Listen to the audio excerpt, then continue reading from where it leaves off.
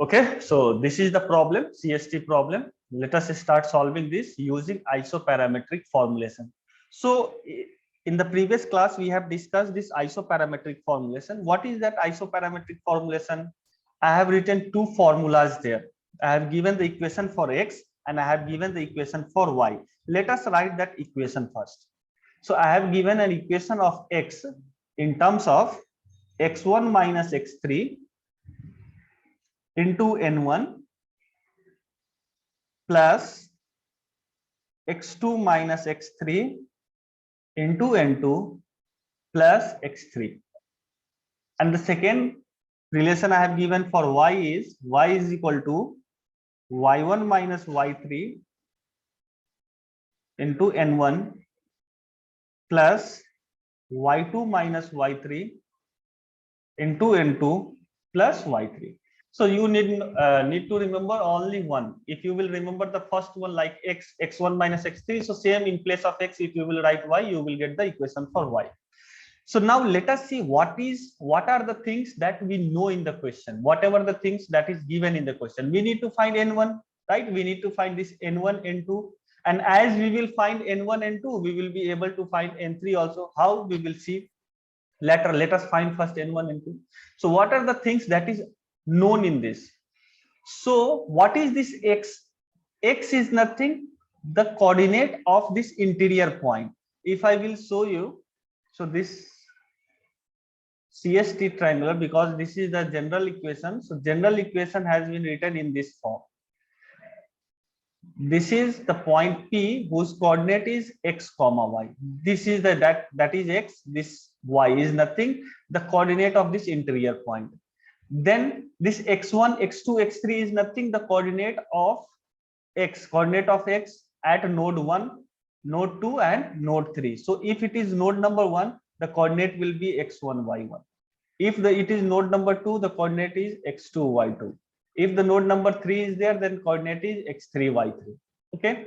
So in this case, you can see here at node 1, value is given 3, 2. So this is your x1, right? I can say this is x1, this is y1. Similarly, this is x2 and this is y2. Here this is x3 and this is y3. So we know x1, x2, x3 means we know this value, we know this value, we know this value, we know this value, we know this value.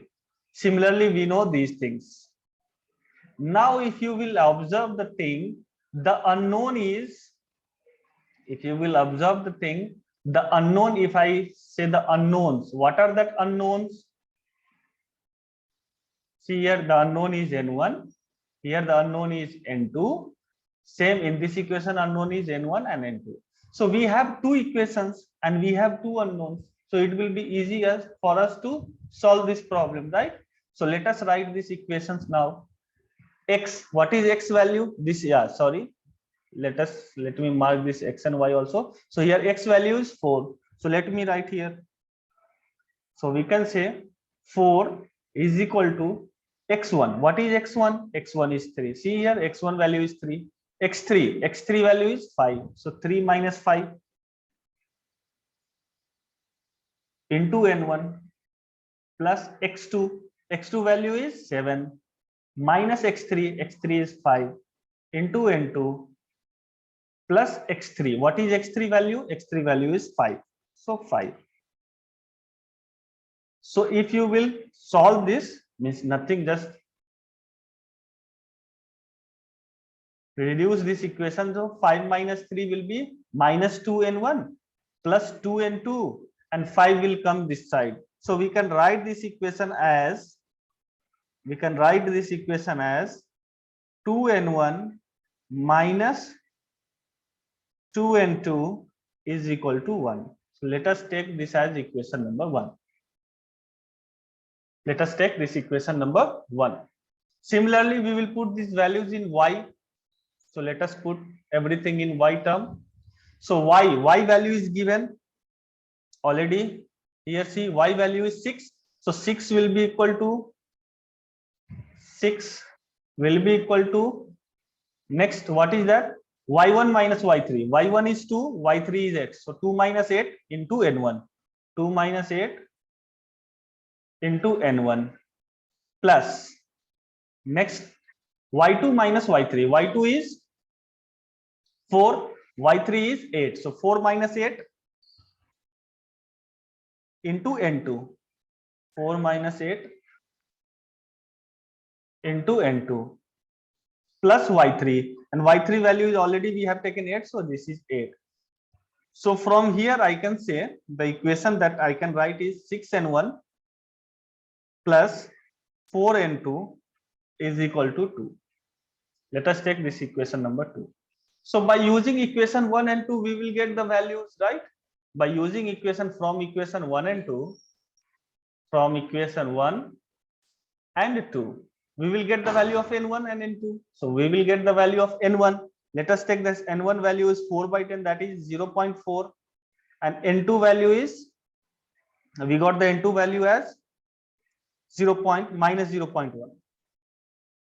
We got n2 value as minus 0. By using the calci, you can find n1, n2. Very simple equation. Two equations, two unknown. n1 value is 0.4, n2 value is minus 0.1. Now, how to find n3 value? That will be your question, sir. In the question, they are asking n3 also. You just solve for n1 and 2. Now, how we will find this n3? There is no such equation for n3. From where we are going to find n3? We will use a very basic concept of shape function. What is this n1, n2, n3? These all are shape functions, right? So what is the concept of shape function? For any element, the sum of shape function must be equal to 1.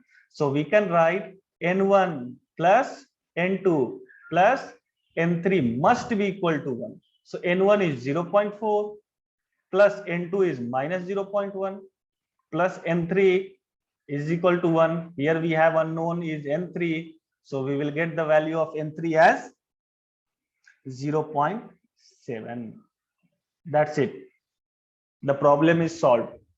If the same problem you will use the shape functions, then this problem will become little bit lengthy, because at that point you have to use n1 formula, you have to use n2 formula, you have to use n3 formula. I will just give an brief idea how to use that also. By using shape function, how can you solve this problem? So by using shape function directly, we know shape function for CST element n1. n1 can be written as alpha 1 plus beta 1x plus gamma 1y upon 2a. Similarly, n2 can be written as alpha 2 plus beta 2x plus gamma 2y upon 2a. Similarly, n3 can be written as alpha 3 plus beta 3x plus gamma 3y upon 2a.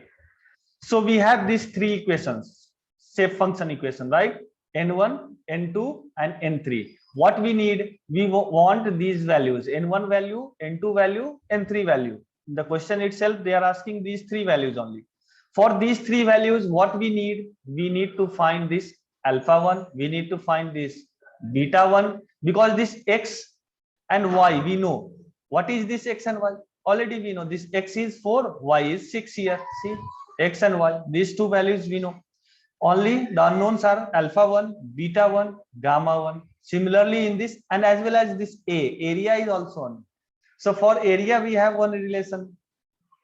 For area we can find area as 1 by 2 1 x1 y1 1 x2 y2 and 1 x3 y3. By this we can find area, and we will put this area here. Now coming to alpha 1, beta 1, gamma 1, again we need to find this alpha 1, beta 1, gamma 1. How will you find this alpha 1, beta 1, gamma 1? For that we have formulas. Alpha 1 can be written as x2 y3 minus x3 y2. Similarly, beta 1 can be written as y2 minus y3. Now these things you know. Similarly, gamma 1 can be written as x3 minus x2. Same, alpha 2. Alpha 2 will be x3 y1 minus x1 y3. Same, beta 2 can be written as y3 minus y1, y3 minus y1. Gamma 2 can be written as x1 minus x3. Alpha 3 can be written as x1 y2 minus x2 y1. Beta 3 can be written as y1 minus y2, and gamma 3 can be written as x2 minus x1, x2 minus x1. So after finding these values, and then this area, just put it here, you will get n1, n2, n3. So this will become little bit complicated because you need to go for alpha values, beta values, gamma values, then we need to find area also. So if they have given alpha, beta, gamma value, then it will be easy, but they won't give this alpha, beta, or gamma value because they have already given you x1, x2, x3. By using those values, you can find these things, right? So little bit calculative it may become, even though calculation will be easy, but it will take a little bit more time as compared to the isoparametric formulation. In isoparametric formulation, only what you need to do, these two equation, master equation. Once you know this equation, just put these values, whatever the unknowns are there, you will get, right? Just in fraction of second, I can say. Here, even though you know everything, maybe the problem is very easy, but after knowing each and everything also, you need to calculate area. So you need to solve here determinant, you need to find these things, so obviously you need to calculate these things. So I would suggest you to go for isoparametric formulation when this type of problems come. So this I have given just for the reference, so that if you want to solve the same problem by using this method, you can go for. And I would suggest you to go for this method once. Just try whether the values, whatever the values we have got, are coming same and or not. Obviously it is going to be same, but you can try yourself. Now they can frame this question, that question number 1 I have given, they can frame the same question in a little bit different manner, little bit different, not a huge difference will be there, a little bit difference. So how they can approach, how they will frame that question, then your approach will be same but little bit different. How that framing of question, let us take one more problem. Maximum these two types of problem only they can ask based on this isoparametric formulation, maximum these two. One type of problem already we have discussed, the another type is they will give some n1, n2, n3, out of these three any one value they will give, and they will give the coordinates of p in only x, they will ask for y. Let us take one example. By taking that example, so let us discuss the question number 2. In that question number 2, what they have given, let us take, this is x axis and this is y axis, and this is our triangular element. So what they have given, they have given coordinates 1 2, here they have given coordinates 5 3, let us take 5 3, and here they have given 4 6. This is node number 1, this is node number 2, and this is node number 3, and in between they have given point P. And what they have said, that the coordinate x coordinate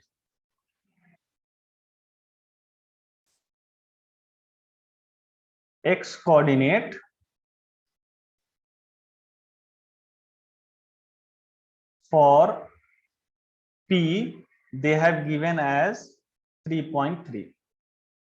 They have given only x coordinates. So here x comma y means 3 comma 3 and y. This I have taken coordinates for what? This is for P. This is the coordinates for P. 3 comma 3 comma 3.3 comma y, means they have not given the coordinate of y, but in place of that they have given one thing, that is n1 value. They have given n1 value they have given 0.3. So what they can ask in this question, they are asking y coordinate. They are asking y coordinate at P. What will be the y coordinate at P? This y value they are asking. So how we will approach? The same approach. We are not going to change the approach, right?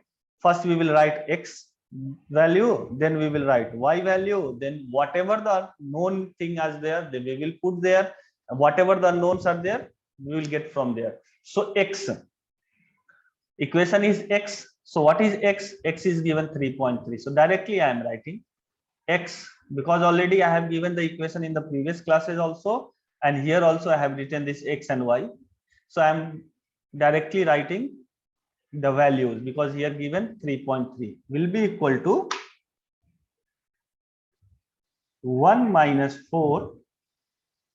Why 1 minus 4? X1 minus x3. X1 is 1, x3 is 4. 1 minus 4 into n1.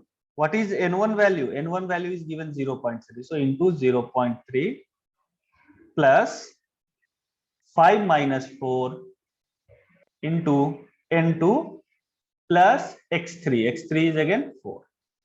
Similarly for y, so y is unknown. So y will be equal to, again, y can be written as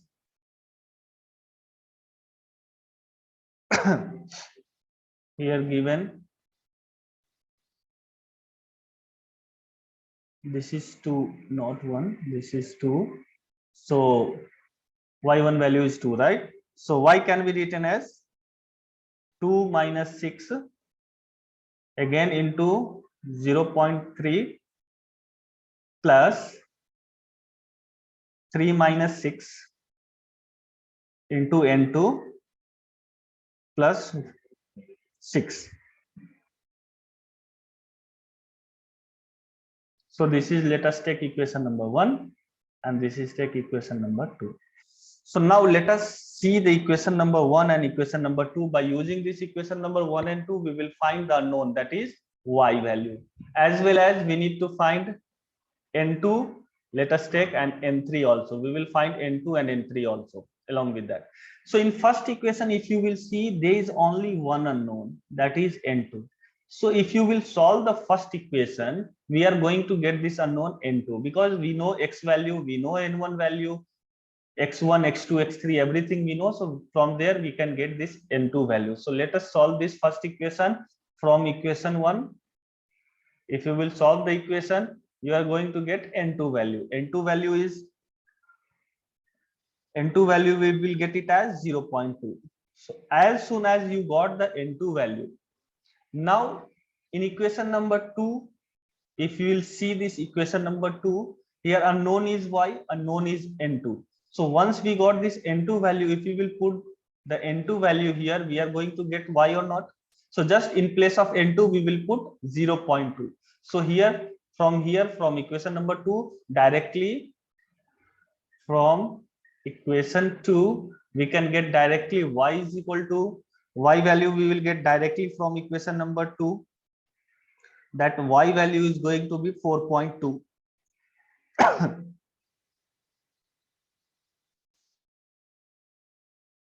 4.2. Now we know this y value. Y value we have calculated. We have calculated n2 value. Now what we need to calculate? We need to calculate n3. Again, same thing we will use, n1 plus n2 plus n3 is equal to 1. n1 value we know, n1 is given in the question itself, 0.3. n2 value we have calculated, 0.2 plus n3 is equal to 1. From here n3 value, you can see here n3 value is going to be 0.5. So we have calculated n1 value also, n2 value, n1 value already given, n2 value we have calculated, n3 value we have calculated, as well as y value also calculated. So this may be the second type of question they will frame on the basis of this type of problem. So in isoparametric formulation, only these two types of problems are possible. They can ask only these two types of problems, and we have discussed these both types of problem. The same problem you can go with this approach also by using the shape function. The same approach you can apply in second question also, because you know n1, you will know alpha 1, beta 1. You know this x value, from here you will get y value, because these all are known. These all you will calculate. N1 is also given, so directly you are going to get y value from this equation. As soon as you will get y value, just you will put it here in this equation, you will get n2, and in this equation you will put everything, you will get n3. So same problem you can solve by using shape function also. So it is on your wish whether you want to use the isoparametric formulation or you want to use the shape function formulas. Okay. So in next classes we will discuss the problem on stiffness matrix, how to calculate the stiffness matrix for a CST element, right?